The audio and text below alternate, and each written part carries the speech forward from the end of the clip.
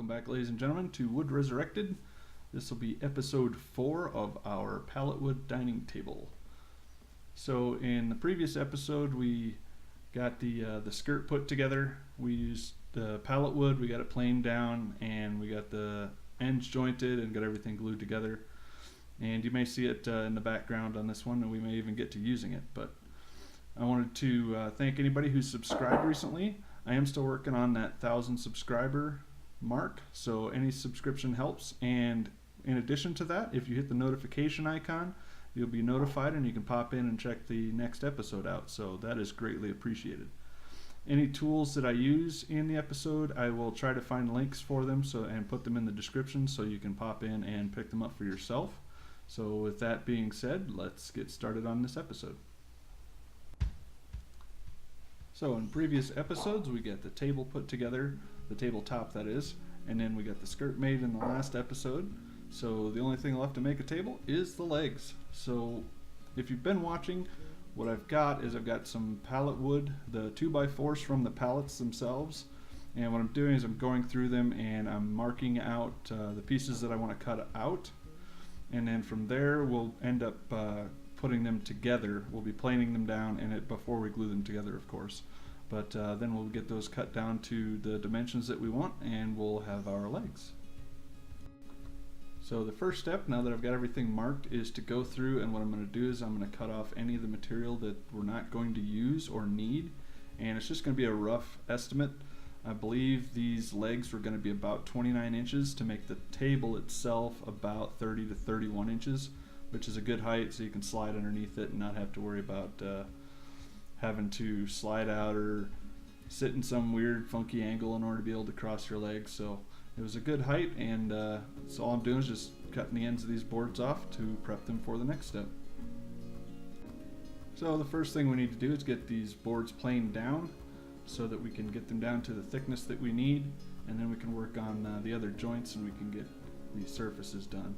So this Wen planer, I really enjoy this Wen planer. It works really well, and it's got dual side blades, so if you nick one side up with some metal that you missed, you can turn it around and use the other side to get your boards resurfaced. So it just works really well, and I have like no complaints about this planer. As per my usual, I am putting a board in front of and behind each board that I run through, and this helps alleviate the snipe from the boards. And I'm actually using the pieces of 2x4 that we actually cut off at the ends, so they didn't just go to waste or go into recycling. You can use them to actually get your boards resurfaced. So I'm taking these down. As you can tell, I'm running each board through at the same thickness on the planer, and then after each one's been run through, then I'll crank the planer down. I believe one full turn on the knob on top is, I want to say, about a 1/16 of an inch.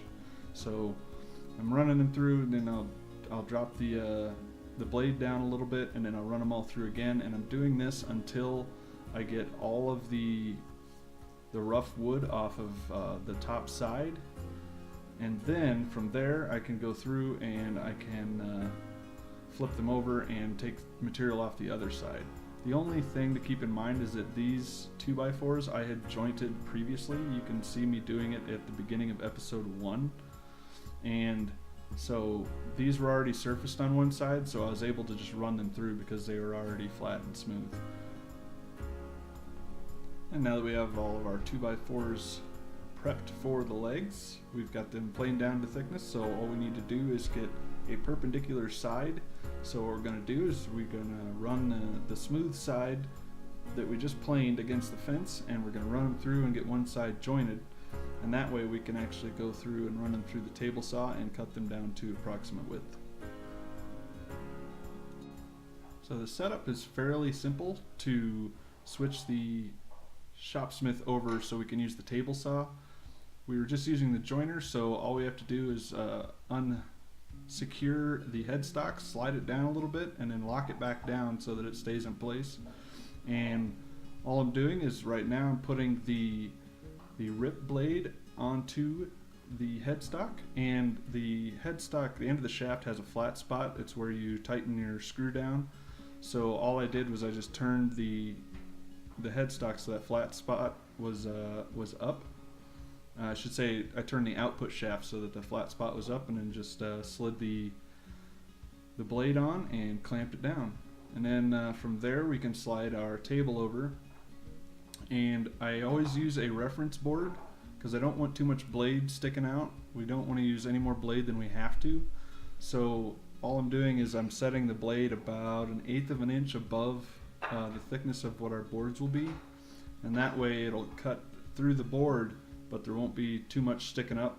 And that kind of keeps you from having to worry about some safety issues.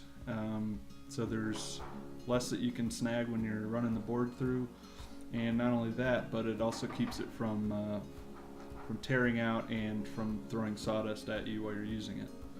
So from there I put the fence on there, and I did check the squareness of our table, because if you remember in the previous episode, we set that table at a 45 for our miters.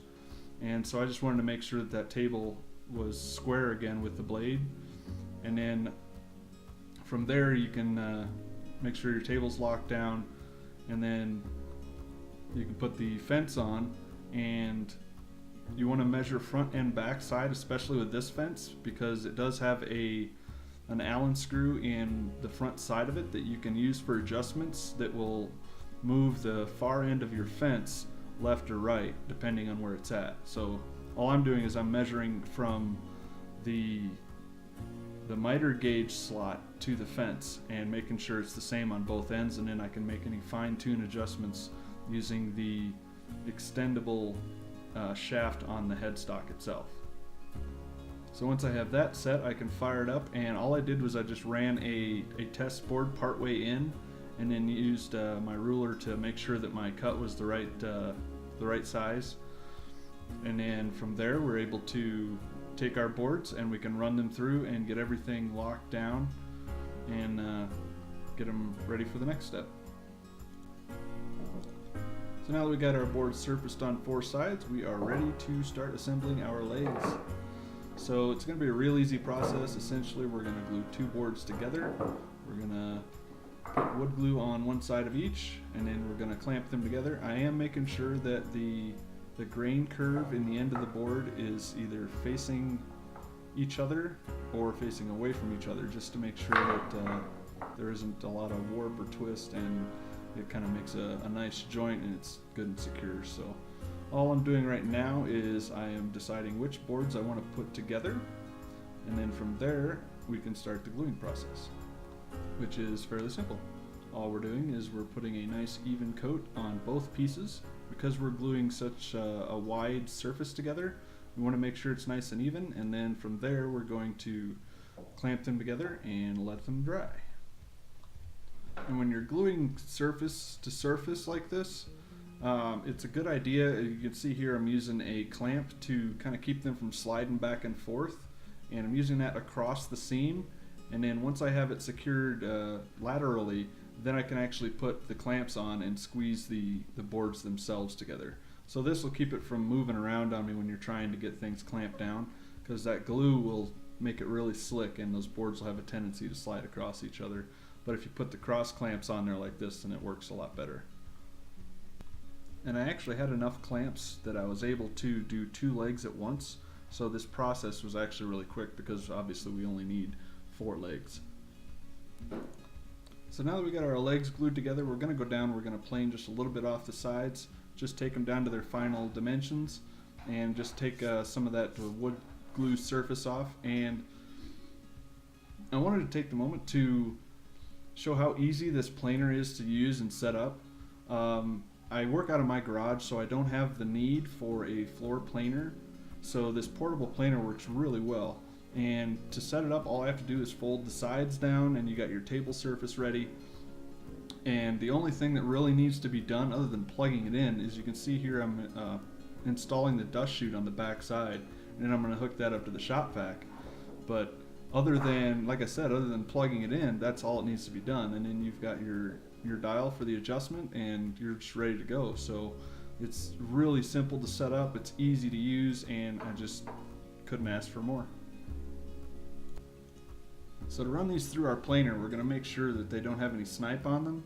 And because we glued two boards together to make the legs, I don't have one around that's thick enough to act as a lead board and a follow board.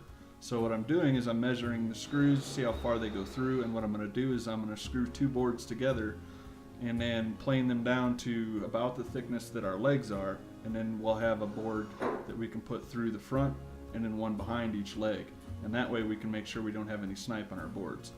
So all I'm doing is I'm drilling far enough into the boards that I don't have to worry about catching the screw with the planer blade. And once they're the same thickness as the table legs, then we'll be able to put them through in front of and behind the legs so we can keep the snipe off of the legs themselves. And you'll notice I'm putting them through on their sides so that I can actually plane the little bit of glue that's on the one side off.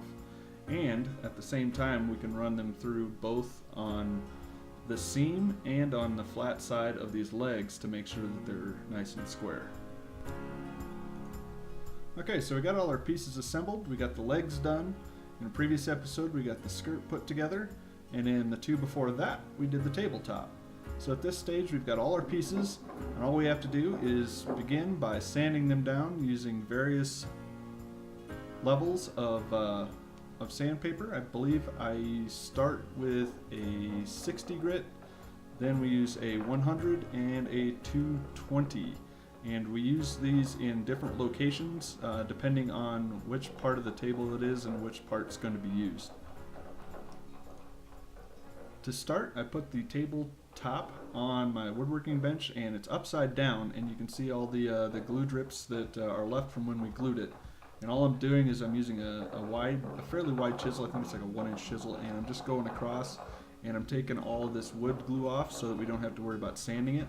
And that way we have a fairly flat surface to start with, and that way we can sand it evenly and get all the way across it without having to spend too much time on the glued edges. So here we've got the sander out. We also have our 3 levels of sandpaper that we're going to be using to sand these down. We've got 60, 100, and 220, and we're going to be starting with the 60. And we're going to be moving up from there. So this will take off any of the major bumps. It'll remove a lot of surface material, which is what we want. So we want to get it as smooth as possible with the 60 grit, and then we can move on. And this is hook and loops sandpaper, and I've heard that if you get an adhesive attachment instead of a hook and loop, that you will get a more solid and even surface, because there is some give in the hook and loop when you're sanding with it. But for this project, the hook and loop is more than sufficient for what I need. So we're going to start with that and move on. And this is a random orbit sander, so you don't have to worry as much about getting swirls and rings in your surface when you're working on it. And the sander has some weight to it. I'm not putting a lot of pressure on it. I'm basically just keeping it down on the surface and letting the sandpaper do the work, moving around on the surface. So I flipped the table over here, and I'm also doing the top side with that 60 grit, just taking it down, making it nice and smooth as we can with the 60 grit sandpaper, and then from there we'll go on to the 100 grit. And we're going to essentially do the same process with the 100 grit, and then from there we'll start doing some of our routing. We'll route the edges and things like that. So the first thing we're going to route is we're going to route an edge just on the top side all the way around our tabletop, and I believe it is a 1/4 inch round. And I've got that set up in my router here, and all I'm going to do is I'm going to ease that in. I've got it set so that it doesn't carve into the tabletop at all, and we're basically just going to run that around, and we're going to give ourselves a nice 1/4 round over the entire top. And when you're routing, you want to basically move against the direction of the blade spin. So if you're looking down on top of the router, it spins clockwise. So as that comes into the wood, I'm moving it with the wood. If you do it the other way around, it has a tendency to try to run on you, and it'll basically pull you down the board. We're also going to do the same 1/4 round over bit on the skirt. We're going to do this just around the side that's going to be facing down and on the outside. So we're basically just going to run the perimeter on the bottom side with the router. And it's a little more difficult with this. Once you get away from the corners, you don't have as much flat surface to keep the router level, so you really have to have a feel for it. So it can lean in or lean out if you don't have it nice and seated on the flat surface of the board as you move it across. And you kind of have to be mindful of yourself to make sure that you don't tilt it in or out or do anything like that. So from there we're going to move on, and we're going to route 3 sides of the legs, and these are basically just going to be the sides that are facing outwards. The one that's in the middle of the table will leave fairly square. We'll do a little bit of sanding on it, but it won't be anything major. And so what I'm doing here is I want to leave about a 3-inch piece of the end that isn't routed at all on all 4 sides. So what I'm doing is I'm setting up a board that will serve as a stop. So essentially I'll route the side, and as I get down to that board, it'll stop the router, and that'll give us a uniform square end, and that'll be the end that's up and underneath the table inside of the skirt. So with all of our surfaces being approximately where we want them, I'm basically just going to go through with the 220 grit, and I'm just going to smooth everything down, give it basically just a general polish. Go through, do a once over, if you will. Make sure there aren't any burrs or anything that's sticking out or anything that's snagged or anything like that during the routing process, and get everything smoothed out, including the legs, the skirt, and the tabletop. And the tabletop, I only did the higher grits on the top of the table and the sides. The bottom I wasn't worried about. It's going to be the underside of the table. 60 grit for me was good enough. Alright, so this will get us everything sanded down that we want it. So we've got 220 where we want it, so the tabletop surface is nice and smooth, the outside of the skirt's nice and smooth, the legs are smooth as well, and everything's pretty much prepped. All we got to do is clean it a little bit, and then we can put other materials on it, whether it's polypropylene or some epoxy, and we can go from there. So I think that'll wrap it up for this episode. I want to thank everybody who subscribed. Thank you for watching. I hope you enjoyed the video. Don't forget to subscribe and hit the notification so you can get notified when the next video comes out. Again, I've also got the links for the tools down in the description. So thanks again for watching. Stay safe out there, and we'll see you next time.